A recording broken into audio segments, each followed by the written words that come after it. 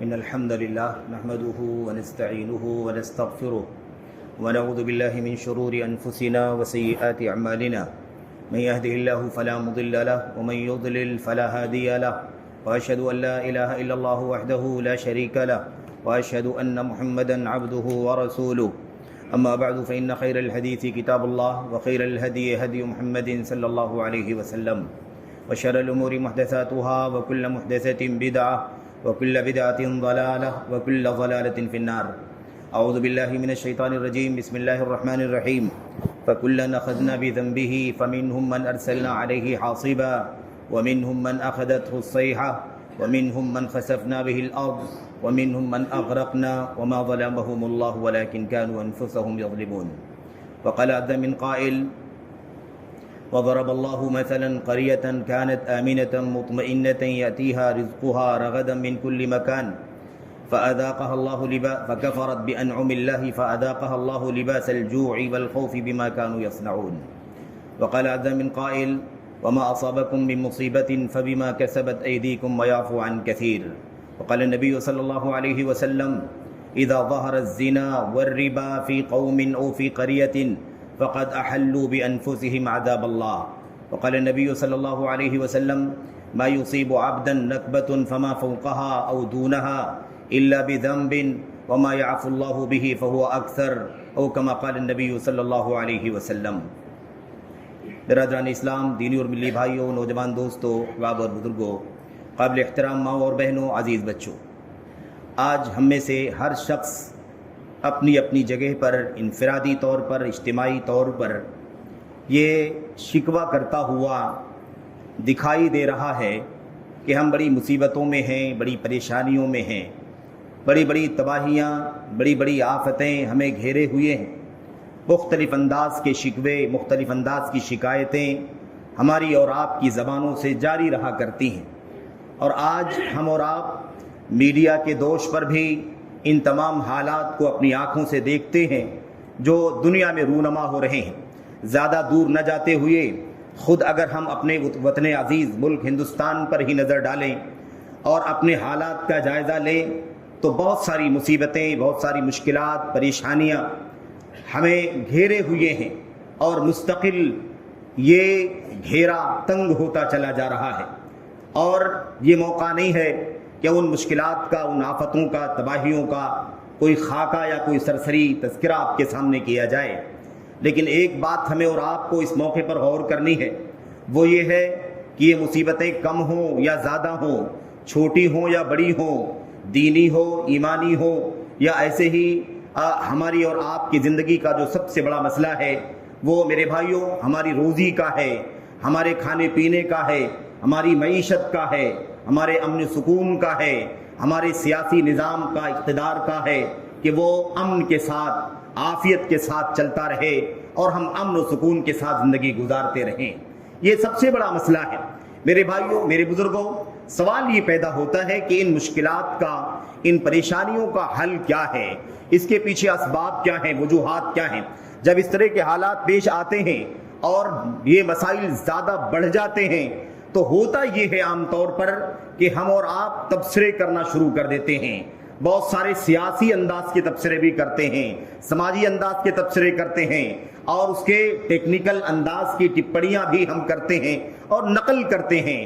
مختلف انداز کے تبصرہ نگاروں کی باتوں کو پڑھتے ہیں، ان کے ٹپڑیوں کو، تبصروں کو سنتے ہیں اور اس کے بعد اپنی بھی رائے کا، اپنی بھی تجزیے کا اظہار کرتے ہیں.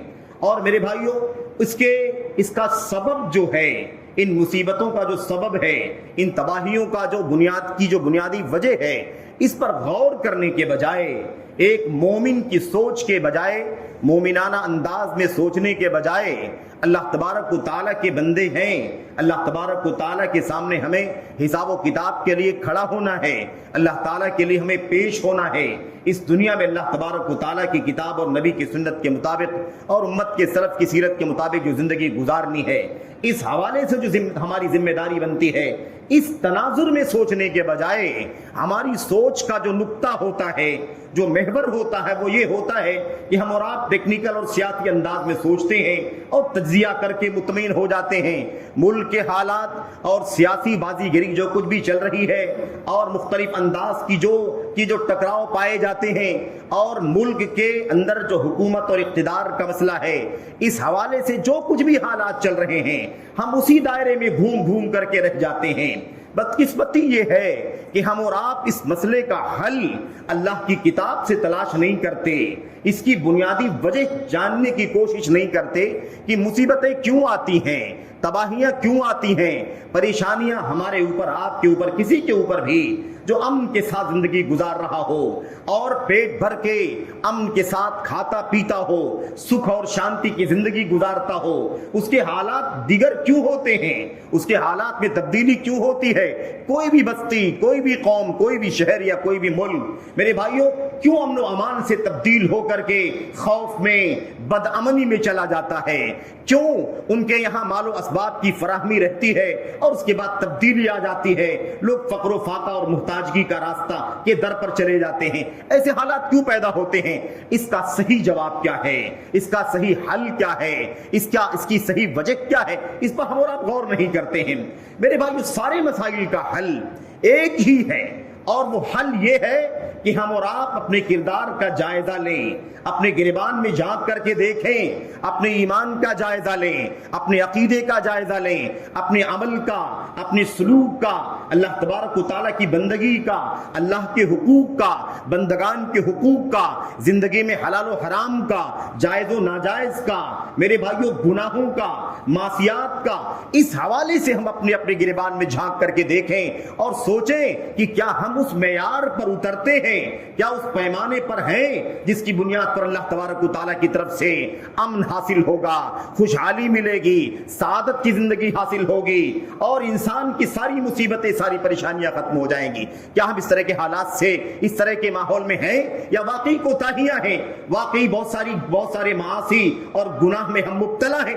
ہمیں اس پر غور کرنے کی سب سے بڑی ضرورت ہے اور یہی وہ بنیادی وجہ ہے جس کی وجہ سے ہم اور آپ میرے بھائیوں ہم سیاسی انداز کی سوچ تو سوچتے ہیں لیکن ہم اس نقطے پر نہیں آتے ہیں. ہمارا ذہن دینی ہونا چاہیے، ہماری سوچ اسلامی ہونی چاہیے، ہمارا انداز سوچنے کا مومنانہ ہونا چاہیے. ایک مومن کی سوچ کیسی ہونی چاہیے؟ اس کا تعلق اللہ تبارک و تعالیٰ سے جڑا ہوا ہے. دنیا میں جو بھی رابطے ہیں، تعلقات ہیں اور میرے بھائیوں ربط ضبط ہے، ان سب سے اوپر ربط و ضبط یہ ہے کہ ہمارا خالق و مالک ہے، ہمارا معبود حقیقی ہے، ہم اس کے بندے ہیں، غلام ہیں. وہ ہمیں دیکھ رہا ہے، ہمارے ایمان کو دیکھ رہا ہے، ہمارے عمل کو دیکھ رہا ہے، ہمارے معاصی اور گناہوں کو دیکھ رہا ہے، ہماری بغاوتوں کو، سرتابیوں کو دیکھ رہا ہے، ہمارے اعراض کو دیکھ رہا ہے، ہم کس طرح سے اللہ تبارک و تعالیٰ کو ناراض کر رہے ہیں. یہ ساری چیزیں اللہ تبارک و تعالیٰ دیکھ رہا ہے. تو بھلا کیا ہم اللہ تبارک و تعالیٰ کو ناراض کر کے، ناخوش کر کے، اسے غضب دلا کر کے کیا سکون کی زندگی پا سکتے ہیں؟ کیا اپنی مصیبتوں کو ختم کر سکتے ہیں؟ کیا تباہیوں سے بچ سکتے ہیں؟ ہمیں اس انداز کے سوچنے کی ضرورت ہے. میرے بھائیوں ہم نے چند آیتیں آپ کے سامنے پڑھی ہیں اور نبی کریم صلی اللہ علیہ وسلم کی کچھ حدیثیں بھی ہیں، بہت ساری باتیں ہیں اس حوالے سے. میں ایک دو آیتوں کی روشنی میں اور نبی کریم صلی اللہ علیہ وسلم کی حدیث کی روشنی میں سب سے پہلے اپنے آپ کو نصیحت کرنا چاہتا ہوں اور پھر اپنے تمام بھائیوں کو، تمام بہنوں کو، عوام کو، خواص کو، سبوں کو، قریب اور دور سب لوگوں کو یہ پیغام اللہ تبارک و تعالیٰ کے کلام کا، نبی کریم صلی اللہ علیہ وسلم کی سنت کا پہنچانا چاہتا ہوں کہ میرے بھائیوں ہماری ساری مصیبتوں کا حل، ساری تباہیوں کا ازالہ اور ساری مشکلات کا، آفات کا، بلاؤں کا، بلیوں کا، سب کو اگر ہم ختم کرنا چاہتے ہیں تو ایک ہی اس کا حل ہے. وہ حل یہ ہے کہ ہم اپنے رب کو، اپنے مالک کو راضی کرنے کی کوشش کریں. ہر نقطے پر صحابہ کا، سلف کا وقت نہیں ہے میرے بھائیوں کہ صحابہ کرام اور سلف کی زندگی کا اگر ہم جائزہ لیں تو ہم کو اندازہ ہوگا کہ ان کی زندگی میں اس پہلو پر کتنی زیادہ باریک سوچ ہوا کرتی تھی. اگر ایک شخص کی بیوی اگر اس کی بات نہیں مانتی تو فوراً وہ غور کرتا کہ مجھ سے کون سا گناہ ہو رہا ہے جس کی وجہ سے میری بیوی میری اطاعت نہیں کر رہی ہے. اگر اس کا غلام اس کی بات کو نہیں مانتا، انکار کر دیتا، ٹھکرا دیتا، اعراض کرتا، تو وہ اپنی زندگی کا جائزہ لیتا کہ آج کل میں 24 گھنٹے میں نے کون سا گناہ کیا ہے، کون سی معصیت کی ہے جس کی وجہ سے یہ عذاب مجھے مل رہا ہے. کیونکہ میرے بھائیو یہ امن کے خلاف ہے. آدمی کی بات نہ سنی جائے، آدمی ذمہ دار ہو، آدمی مسئول ہو اور اپنے ماتحتوں کے معاملے میں بھی اسے پریشانیوں کا سامنا کرنا پڑ رہا ہو. تو آدمی سوچتا تھا سلف کے زمانے میں کہ کون سا گناہ مجھ سے ہو گیا ہے کہ میرا بچہ میری بات نہیں مانتا. اگر غلام نہیں مانتا تو سوچتا کہ غلام میری بات کیوں نہیں مانتا. یہاں نہیں، اتنا ہی نہیں، بلکہ اگر اس کی سواری بدک جاتی، اپنی سواری پر بیٹھنا چاہتا، اونٹنی پر، گھوڑے پر، خچر پر، اور اگر وہ اس اطمینان کے ساتھ، سکون کے ساتھ اسے بیٹھنے نہیں دیتا، وہ سواری بیٹھنے نہیں دیتی جانور، بلکہ وہ بدک جاتی یا مثال کے طور پر اسے گرا دیتی یا اس کا سامان لادنے نہیں دیتی، تو اتنے مسئلے پر بھی وہ غور کرتا کہ مجھ سے کون سا گناہ ہو رہا ہے جس کی وجہ سے میری یہ سواری یا میرا یہ جانور میری ماتحتی کے لیے راضی نہیں ہے. کون سی معصیت میں نے کی ہے جس کی سزا مجھے اللہ تبارک و تعالیٰ دے رہا ہے. تو آپ اس سے دو باتوں کا اندازہ لگائیے. ایک بات تو یہ کہ صحابہ کی سلف کی فکر کتنی ہوا کرتی تھی، اور دوسری بات یہ کہ وہ امن کا معنی کتنا باریک سمجھا کرتے تھے. کتنا باریک معنی تھا امن کا، سکون کا، عافیت کا. میرے بھائیوں، آئیے اللہ تبارک و تعالیٰ کے کلام کی آیتوں کا تذکرہ کریں. اللہ تبارک و تعالیٰ فرماتا ہے پچھلی امتوں کے حوالے سے بھی فَكُلًّا أَخَذْنَا بِذَنبِهِ، جتنی بھی قوموں کو ہم نے ہلاک کیا ہے، جتنی بھی قوموں کو ہم نے ہلاک کیا ہے، قوم ہود ہو، سمود ہو، ایسے ہی میرے بھائیوں قوم شعیب ہو، فرعون ہے، حامان ہے، قارون، ساری کی ساری قومیں، ساری کی ساری بستیاں، ان کی ہلاکت کے بارے میں اللہ فرماتا ہے فَكُلًّا أَخَذْنَا بِذَنبِهِ، ہم نے ہر ایک کو جو پکڑا اس کے گناہ کی وجہ سے پکڑا.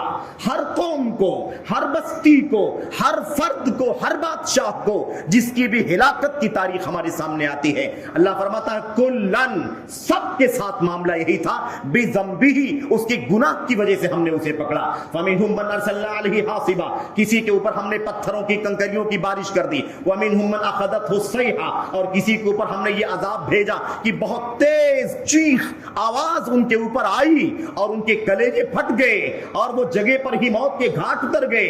وَمِنْهُمْ مَنْ خَسَفْنَا بِهِ الْأَرْضِ، ایسے بھی ہم نے عذاب دیے کچھ لوگوں کو کہ ہم نے زمین میں ایسے ہی دھسا دیا. وَمِنْهُمْ مَنْ أَغْرَقْنَا، اور ہم نے کسی کو یہ عذاب دیا کہ ہم نے ڈبا دیا، طوفان میں غرقاب کر دیا.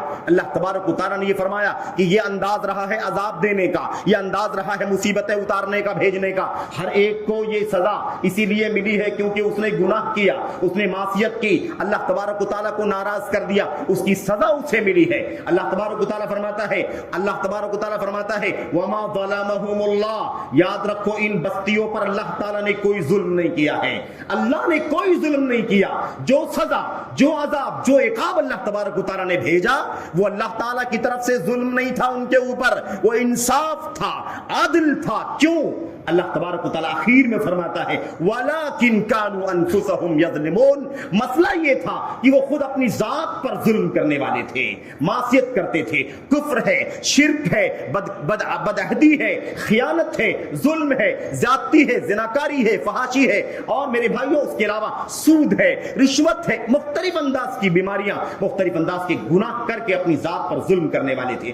اس کی سزا اللہ تعالیٰ نے انہیں دی ہے. تو اللہ تبارک و تعالیٰ ظلم نہیں کر رہا ہے بلکہ اللہ تبارک و تعالیٰ عین انصاف کر رہا ہے، اور اس کا فائدہ انہی کو ملتا ہے، انہی کو ملتا ہے. تو اللہ تبارک و تعالیٰ نے اس آیت کریمہ میں پچھلی امتوں کے بارے میں بیان فرما دیا.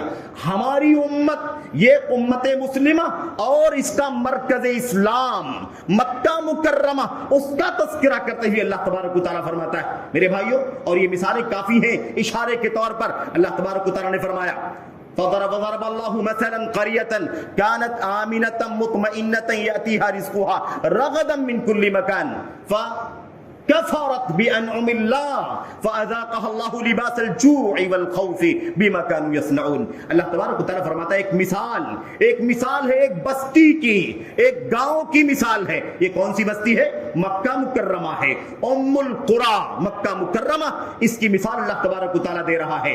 اللہ فرماتا ہے یاتیھا رزقھا رغدا من کل مکان، وہاں پر کوئی میرے بھائیوں کوئی اسباب نہیں، وسائل نہیں، پتھروں کی سنگلاخ وادی، کالے کالے پتھروں کی۔ اللہ تبارک و تعالیٰ فرماتا ہے یاتیھا رزقھا رغدا من کل مکان، ہر طرف سے، مشرق مغرب شمال جنوب، ہر طرف سے وہاں روزی، نعمتیں اور میرے بھائیوں میوے، فواکہ، اللہ تبارک و تعالیٰ کی بیش بہا نعمتیں چاروں طرف سے مکہ کی طرف سمٹ کر کے آ رہی تھی۔ یہ اللہ تبارک و تعالیٰ کی نعمت تھی ان کے اوپر، امن کے ساتھ سکون کے ساتھ زندگی گزار رہے تھے۔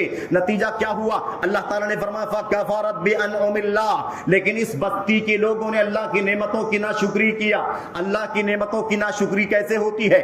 کفر سے، شرک سے، نفاق سے، بغاوت سے، فرائض کو چھوڑ کر کے، معاصی کا ارتکاب کر کے، کبیرہ گناہوں کا ارتکاب، صغیرہ گناہوں کا ارتکاب، اللہ کے حقوق کو پامال کرنا، بندگان کے حقوق کو پامال کرنا، جو بھی اللہ تعالیٰ کی دین میں ذمہ داریاں ہیں اس سے سرتابی کرنا، یہ اللہ تبارک و تعالیٰ کی نعمتوں کی ناشکری کا سب سے پہلا کام ہے، بنیادی کام ہے۔ فَكَفَرَتْ بِأَنْعُمِ اللَّهِ، اللہ تبارک و تعالیٰ کی نعمتوں کی ناشکری کیا ان لوگوں نے۔ اور مفسرین نے لکھا ہے کہ سب سے بڑی نعمت اللہ تبارک و تعالیٰ کی طرف سے کیا تھی؟ نبی کو بھیج کر کے انہیں توحید کا پیغام پہنچانا، انہیں شرک سے آزاد کرنا، اور انہوں نے اللہ کے نبی کے ساتھ بدعہدی کیا، یہ سب سے بڑی ناشکری تھی۔ میرے بھائیوں اللہ تعالیٰ نے آگے کیا فرمایا؟ فَأَذَاقَهَا اللَّهُ لِبَاسَ الْجُوعِ وَالْخَوْفِ بِمَا كَانُوا يَصْنَعُونَ، اللہ تعالیٰ نے اس نعمت کو چھین لیا ان سے، ان کو خوف کا اور بھوک کا مزہ چکھایا، امن و شانتی ختم ہو گئی، اور جو زندگی کے اسباب تھے، کاروبار تھے، یا مثال کے طور پر ملازمتوں کے ذریعے سے نعمتیں ملتی تھی، روزیاں ملتی تھی، اللہ تبارک و تعالیٰ نے وہ چھین لیا۔ تو بھوک کا عذاب دے کر کے اور ایسے ہی امن و شانتی چھین کر کے خوف کا عذاب دیا، مزہ چکھایا اللہ تبارک و تعالیٰ نے، بما کانوا یصنعون، ان کے کرتوت کی وجہ سے، ان کے گناہوں کی وجہ سے، ان کے معاصی کی وجہ سے اللہ تبارک و تعالیٰ نے یہ عذاب ان کے اوپر مسلط کر دیا۔ یہ اللہ کے کلام کی آیات ہیں، اور وہ ساری آیتیں ہم پڑھتے سنتے رہتے ہیں کہ جو بھی مصیبت تمہارے اوپر آتی ہے وہ تمہارے کرتوت کی وجہ سے آتی ہے، اور بہت سارے گناہوں کو اللہ تبارک و تعالیٰ معاف فرما دیتا ہے، ورنہ سارے گناہوں پر ہماری گرفت کرے، سارے معاصی پر اللہ ہمیں پکڑے، عذاب دے، تو روئے زمین پر کوئی اللہ کے عذاب سے باقی نہیں بچے گا۔ ما ترک علی ظہرہا من دابہ، ایک بھی چلنے والا اللہ تبارک و تعالیٰ کے عذاب سے باقی نہیں بچے گا۔ لیکن اللہ تبارک و تعالیٰ کی اس کے باوجود بھی کہ ہم بغاوت کر رہے ہیں، اعراض کر رہے ہیں، اللہ تبارک و تعالیٰ کی رحمت ہوتی ہے، بہت سارے گناہوں کو معاف فرما دیتا ہے اور مزہ چکھاتا ہے، سزائیں دیتا ہے۔ اللہ تعالیٰ کی طرف سے آفتیں، مصیبتیں جو تھوڑی بہت آتی ہے، اس کا مقصد یہ ہے کہ ہم پلٹے اللہ تبارک و تعالیٰ کی طرف، رجوع کریں، ایمان، عقیدہ، عمل صالح، سلوک، حقوق، ان تمام چیزوں میں اپنی ذمہ داریوں کو ادا کریں۔ اس مقصد کے لیے اللہ تبارک و تعالیٰ ہمارے ساتھ یہ چھوٹی چھوٹی مصیبتوں کا معاملہ کرتا ہے۔ تو جو مصیبتیں، جو پریشانیاں ہمارے ساتھ ہیں میرے بھائیو، اس کا علاج یہ ہے، یہ اپنے آپ کو اللہ تعالیٰ کا سچا بندہ بن کر کے دکھائیں۔ اللہ کے نبی محمد رسول اللہ صلی اللہ علیہ وسلم نے فرمایا تھا اذا ظہر الزنا والربا فی قوم او فی قریہ فقد احلوا بانفسہم عذاب اللہ۔ سن لو، جب کسی قوم میں، کسی بستی میں، کسی گاؤں میں، کسی علاقے میں زنا کاری ظاہر ہو جاتی ہے، سود خوری ظاہر ہو جاتی ہے، فقد احلوا، تو جان لو کہ اس قوم کے لوگوں نے، اس بستی کے لوگوں نے اپنے اوپر اللہ کے عذاب کو بلا لیا، اپنے اوپر اللہ تعالیٰ کے عذاب کو اتار لیا، احل اتار لیا، یعنی گویا کہ اب اعلان کرتی ہے وہ بستی کہ اے اللہ ہم بغاوت کریں گے، زنا کاری کریں گے، بدکاری کریں گے، سود کھائیں گے، نہیں ڈرتے ہیں تیرے عذاب سے، تجھے جو بھیجنا ہے بھیج دے۔ اگر کوئی قوم، کوئی بستی اگر زناکاری، بدکاری، سود خوری کے راستے پر چلتی ہے تو سمجھ لو کہ وہ مانگ رہی ہے، بلا رہی ہے اللہ تبارک و تعالیٰ کے عذاب کو دعوت دے رہی۔ یہ اللہ کے نبی صلی اللہ علیہ وسلم نے فرمایا۔ ایسے ہی اللہ کے نبی محمد رسول اللہ صلی اللہ علیہ وسلم نے فرمایا تھا، آپ نے فرمایا تھا ما یصیب یا لا یصیب عبدا نکبۃ فما فوقها او دونها الا بذنب۔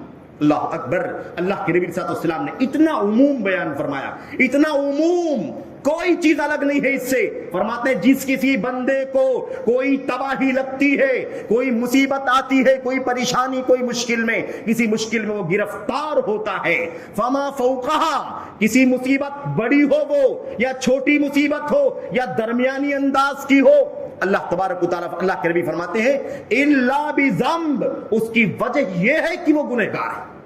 گناہ کی وجہ سے ساری مصیبتیں, بڑی مصیبت, چھوٹی مصیبت, عام حالات میں آنے والی پریشانیاں, حتیٰ کہ کانٹا بھی اگر پیر میں ہمارے آپ کے چبھتا ہے تو وہ بھی اللہ تبارک و تعالیٰ کی معصیت کی وجہ سے, گناہ کی وجہ سے چبھتا ہے. اور اگر ہم اپنے آپ کو گناہ سے بچا لیں تو انشاءاللہ تبارک و تعالیٰ وہ کانٹا نہیں چبھے گا. اور اگر نیکی کے ساتھ, عمل صالح کے ساتھ, تقوی کے ساتھ کانٹا چبھتا ہے تو اللہ تبارک و تعالیٰ اس کانٹے کے بدلے میں بندے کے درجات بلند فرما دیتا ہے, اس کے گناہوں کو معاف فرما کر کے اس کے درجات بلند فرما دیتا ہے. تو میرے بھائیو, گناہ کا مسئلہ, معصیت کا مسئلہ اپنی ذات میں دیکھو, اپنے گھر میں دیکھو, اپنی گلی میں دیکھو, پڑوس میں دیکھو, شہر میں دیکھو, ملک میں دیکھو, اور ساری دنیا کے چپے چپے میں دیکھو. یہ معصی, یہ گناہ, یہ میرے بھائیو اللہ تبارک و تعالیٰ سے بغاوت, اللہ تبارک و تعالیٰ کو ناراض کرنے کا کام صبح شام چل رہا ہے. کس مدد کی امید لگائے بیٹھے ہیں, کیسے مصیبتیں ختم ہوں گی, کیسے پریشانیاں دور ہوں گی. یہ تبصرے کرنا, یہ ٹپڑیاں کرنا, اس کے حکومت کے خلاف, اس کے خلاف, اس کے خلاف باتیں کرنے سے کوئی مسئلہ حل ہونے والا نہیں ہے. مومن ہے, مسلمان ہے, مسلمان کی سوچ رکھو, مومن ہے, مومنوں کی سوچ رکھو. ہمارا رشتہ یہاں دنیا میں ہم زندگی گزارتے ہیں, لیکن یہ رشتہ اللہ تبارک و تعالیٰ سے ہے, کیونکہ وہ ہمارا مالک ہے, ہم اس کے غلام ہیں. اس کے کھلانے سے کھاتے ہیں, اس کے پلانے سے پیتے ہیں, اس کے دینے سے پاتے ہیں, اس کے چھیننے سے محروم کر دیے جاتے ہیں, اس کے دینے سے نعمت ملتی ہے, اس کے دینے سے اتارنے سے مصیبت اور عذاب آتے ہیں.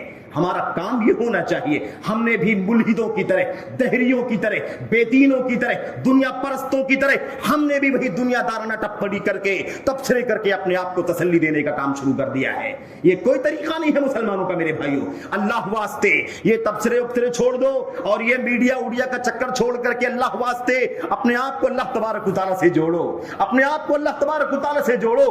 گناہوں سے اپنے آپ کو بچاؤ, معاصی سے بچاؤ, نیکیوں کی طرف آؤ. اللہ تبارک و تعالیٰ ہماری مصیبتوں کو ہمارے ہاتھ کے اٹھنے سے پہلے اٹھا لے گا انشاءاللہ تبارک و تعالیٰ. یہ مسئلے کا حل ہے میرے بھائیوں, یہ ظاہری چیزیں کسی کام کی نہیں ہیں. اللہ کے نبی محمد رسول اللہ صلی اللہ علیہ وسلم کی ایک حدیث اور بڑی پیاری ہے, لیکن وہ لمبی ہے, میں ذرا اس کی وضاحت کر دیتا ہوں معذرت کے ساتھ. اللہ کے نبی صلی اللہ علیہ وسلم نے حضرت عبداللہ بن عمر رضی اللہ تعالیٰ عنہ کے سامنے کی بات ہے, حضرات مہاجرین کے سامنے نبی کریم صلی اللہ علیہ وسلم تشریف لائے اور آپ نے مہاجرین کو مخاطب کیا. مہاجرین کو آپ جانتے ہیں نا, انصار جو کھیتی باڑی والے تھے, مہاجرین جو مکہ سے ہجرت کر کے آئے تھے, اور مکہ میں کھیتی باڑی کا نام و نشان بھی نہیں ہے, نہ تھا نہ ہے. اور میرے بھائیوں وہ کاروباری لوگ تھے, بزنس مین لوگ تھے. ان مہاجرین کو مخاطب کر کے اللہ کے نبی نے فرمایا, یا معاشر المہاجرین خمس اذا ابتلیتم بہن واعوذ باللہ ان تدرکوہن. اے مہاجرین کی جماعت, 5 مصیبتیں, 5 گناہ کے کام ہیں, اور ان 5 گناہوں کی وجہ سے کئی ساری مصیبتیں تمہارے اوپر اترتی ہیں.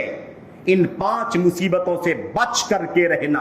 اگر ان 5 مصیبتوں میں گرفتار ہوئے تو 5 مصیبتوں کے آنے کی وجہ سے میرے بھائی, 5 گناہوں کی وجہ سے بہت ساری مصیبتیں جو تمہارے اوپر آئیں گی, اگر یہ حال تمہارا ہو گیا فلا خیر فیکم, تو پھر کوئی بھلائی باقی نہیں بچے گی, پھر تم مصیبت کی زد میں آ جاؤ گے, آفتوں میں ڈوب جاؤ گے. اس کے بعد اللہ کے نبی نے 5 گناہوں کا تذکرہ فرمایا, اور اس کے نتیجے میں کئی ایک مصیبتیں آتی اس کا تذکرہ فرمایا. میں جلدی آپ کے سامنے اشارہ کر دیتا ہوں. نمبر 1, پہلی بات اللہ کے نبی نے فرمایا, لم تظہر الفاحشۃ فی قوم حتی یعلنوا بها الا فشا فیہم الطاعون والاوجاع التي لم تکن مضت فی اسلافہم الذین مضوا. اللہ کے نبی نے فرمایا, جس کسی بستی میں, جس کسی علاقے میں فحاشی ظاہر ہو جاتی ہے, فحاشی, بے حیائی یعنی زناکاری, بدکاری, بے پردگی, انارکی, جس کسی بستی میں ظاہر ہو جاتی ہے اور اتنا بڑھ جاتی ہے کہ لوگ علانیہ کرنا شروع کر دیتے ہیں, چوری چھپے نہیں, شرما کے نہیں, پوری بے حیائی کے ساتھ, پوری دلیری کے ساتھ, بے پردگی, بے حیائی, زناکاری, بدکاری, عشق, معاشقہ جس کسی بستی میں کھلے عام ہونے لگتا ہے, یہ گناہ ہے کہ نہیں گناہ؟ سماج پورا اس کی لپیٹ میں ہے کہ نہیں ہے میرے بھائیوں؟ اس گناہ کی لپیٹ میں پورا سماج ہے کہ نہیں؟ پورا ملک، پوری دنیا کم و بیش ہے کہ نہیں ہے؟ اللہ کے نبی صلی اللہ علیہ وسلم نے فرمایا اس گناہ کی سزا کیا ہے، اس گناہ کی آفت تمہارے اوپر کیا آئے گی؟ آپ نے فرمایا الا فشا فیہم الطاعون، ایسی بستی کے اوپر طاعون کی وبا آئے گی۔ الطاعون، طاعون کی وبا ان کے اوپر پھیل جائے گی، ان کے بیچ میں جیسے وہ بے حیائی پھیلی ہوئی ہے نا، ایسے طاعون پھیل جائے گا۔ والاوجاع التي لم تكن مضت في اسلافهم، اور ایسی ایسی جان لینے والی بیماریاں، ہلاک کرنے والی بیماریاں جنم لیں گی جس کی مثال ماضی میں کسی نے نہیں سنا ہوگا۔ ایڈز کا نام سنا؟ ہمارے بزرگ بیٹھے ہوئے 50 60 70 سال 75 سال 80 سال کی عمر کے لوگ ہیں، کوئی بتائے کہ ہاں ہمارے زمانے میں ایڈز کی بیماری پھیلی ہوئی تھی؟ نام و نشان نہیں ملے گا۔ کینسر، شوگر، یہ ساری بیماریاں کیسی ہیں؟ الاوجاع التي لم تكن مضت في اسلافهم، ایسی جان لینے والی بیماریاں، امن و سکون غارت کر دینے والی بیماریاں جس کی مثالیں ہمیں اپنے اسلاف میں نہیں ملیں گی۔ یہ سزا ہے اس بے حیائی، بے پردگی، زناکاری، بدکاری، فحاشی، اس کا انجام ہے میرے بھائیوں۔ ایسے ہی میرے بھائیو اللہ کے نبی محمد رسول اللہ صلی اللہ علیہ وسلم نے 5 باتیں بیان فرمائی ہیں، اور ساری باتیں بیان کرو تو بات لمبی ہو جائے گی۔ اللہ کے نبی صلی اللہ علیہ وسلم نے فرمایا وَلَمْ يَنْقُصُ الْمِكْيَالَ وَالْمِيزَانَ إِلَّا أُخِذُوا بِالسِّنِينِ وَشِدَّةِ الْمَوْنَ وَجَوْرِ السُّلْطَانِ عَلَيْهِ۔ اور میرے بھائیو کیا ہے؟ ناپ تول میں جو قوم کمی کرتی ہے، ڈانڈیاں مارتی ہے، خیانت کرتے ہیں وزن کے اندر، کانٹے کے اندر، ناپنے میں، تولنے میں، اور ناپ تول کا ہی وہاں تک محدود مت رہنا۔ آج کل کاغذات میں بھی خرد برد ہو جاتا ہے، یہاں کوئی کانٹے وٹے میں کمی زیادہ نہیں ہوتی ہے، لیکن وہاں پر رشوت دے کر کے، سود کھلا کر کے، یہ کر کے، وہ کر کے، وکیلوں کو، ججوں کو توڑ پھوڑ کر کے جو خیانت کر کے حرام کمائی کی جاتی ہے، سب شامل ہے اس کے اندر۔ اللہ کے نبی صلی اللہ علیہ وسلم نے کیا فرمایا؟ جو قوم بھی ناپ تول میں کمی کرتی ہے اس کو سزا کیا ملتی ہے؟ اللہ اکبر، الا اخذوا بالسنین، قحط سالی کی مصیبت اللہ تعالیٰ ڈال دیتا ہے۔ قحط سالی آ جاتی ہے، پانی کو ترستے ہیں لوگ میرے بھائیوں۔ اور کیا؟ وشدت المعونہ، اور کھانے پینے کی اشیاء کی قلت ہو جاتی ہے، دانے تانے کو محتاج ہو جاتے ہیں لوگ۔ وجور السلطان علیہم، اور وقت کے حاکم کا ظلم مسلط ہو جاتا ہے اس قوم کے اوپر۔ آج بہت شکوہ کرتے ہیں نا ہم لوگ، یہ مسلط ہو گیا، وہ مسلط ہو گیا، ایسی حکومت ویسی حکومت۔ ان کی غلطی نہیں ہے، ہمارا قصور ہے میرے بھائیوں۔ ہم نے ڈاڑیاں ماری ہے کہ نہیں ماری؟ سماج میں کتنا حرام چلتا ہے، کتنا کرپشن چلتا ہے، اس ذاتی نے، اس گناہ نے، اس ظلم کو مسلط کیا ہے ہمارے اوپر۔ سبب ہم ہے، کوئی دوسرا نہیں ہے۔ کسی اور کو کوسنا، گالیاں دینا، غلط سلط ٹپڑیاں کرنا، یہ بالکل بیجا ہے میرے بھائیوں۔ اپنے گریبان میں جھانک کر کے مسلم سماج دیکھے کہ ہمارا کردار کیسا ہے سماج کے اندر۔ ایسے اللہ کے نبی نے فرمایا صلی اللہ علیہ وسلم نے وَلَمْ يَمْنَعُوا زَكَاةَ أَمْوَالِهِمْ إِلَّا مُلِئُوا الْقَطْرَ مِنَ السَّمَاءِ وَلَوْلَا الْبَهَائِمُ لَمْ يُمْطَرُوا، اور جو قوم زکات نہیں ادا کرتی ہے، زکات بہت جمع کر کے ہم رکھتے ہیں میرے بھائیو، الا ماشاءاللہ، الا ماشاءاللہ، ورنہ عام طور پر زکات کا معاملہ بڑا عجیب و غریب ہے میرے بھائیوں۔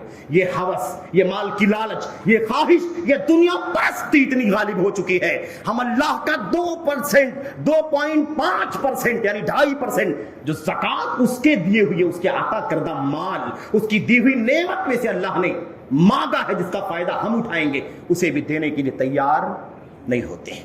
بڑے مزے سے بینک بیلنس ہوتا ہے، جمع ہوتا ہے، زمین جائیداد اور پراپرٹیوں کا انبار لگ جاتا ہے، مزہ لیتے، خوش ہو جاتے، اتنی دولت دی پراپرٹی، لیکن اس کا عذاب نہیں سوچتے، اتنا عذاب کیا آئے گا، اس کا عذاب کیا ہوگا۔ اللہ کے نبی صلی اللہ علیہ وسلم نے فرمایا اس کی سزا کیا ملتی ہے؟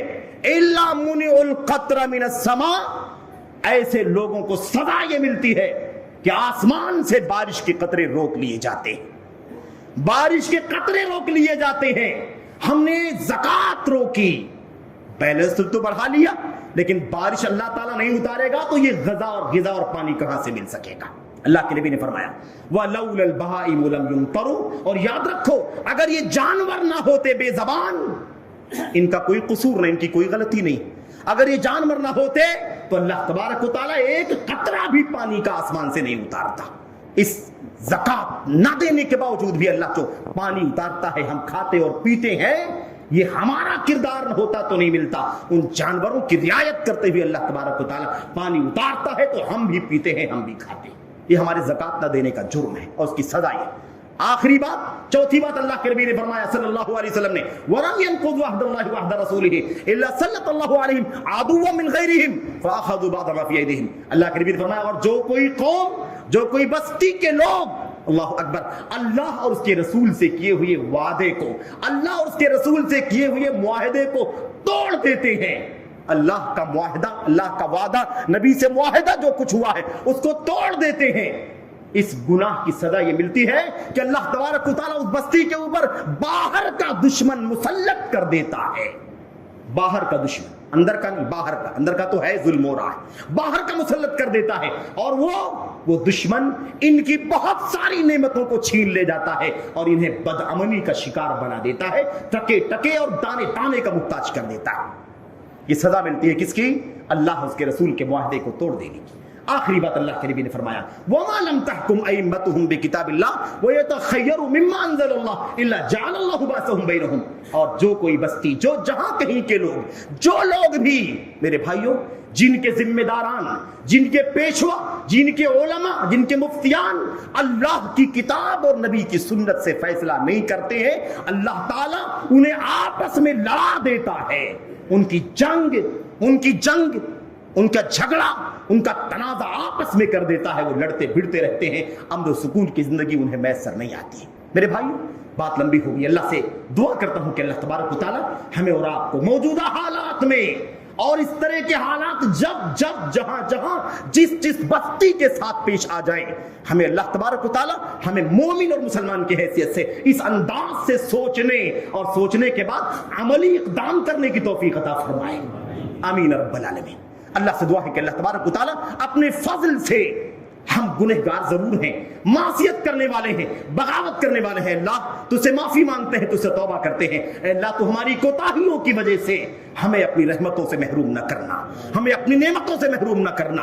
ان ساری کوتاہیوں کے بعد بھی امید کی بھیک مانگتے ہیں، امید کی کرن جگائے ہیں کہ اللہ تو اپنی رحمتوں سے نوازے گا، ہمارے گناہوں کو معاف فرما دے گا، امت مسلمہ کو، قوم مسلم کو اپنے دین کی طرف پلٹنے کی توفیق عطا فرمائے گا، انہیں توبہ کی رجوع کرنے کی توفیق عطا فرمائے گا۔ اللہ تبارک و تعالی ہم سب کو خیر کی توفیق عطا فرمائے، ہمیں اللہ تبارک و تعالی ایک مومن کی سوچ رکھنے کی توفیق عطا فرمائے۔ یہ ٹیکنیکل کوئی مطلب نہیں ہے، اللہ تعالی ہمیں اور آپ کو ایک مومن کی زندگی گزارنے کی توفیق عطا فرمائے، اسی پر جینے کی، اسی پر مرنے کی توفیق عطا فرمائے، آمین رب العالمین۔ وصلی اللہ وسلم وبارک علی نبینا محمد وعلی آلہ وصحبہ اجمعین۔ السلام علیکم ورحمۃ اللہ وبرکاتہ۔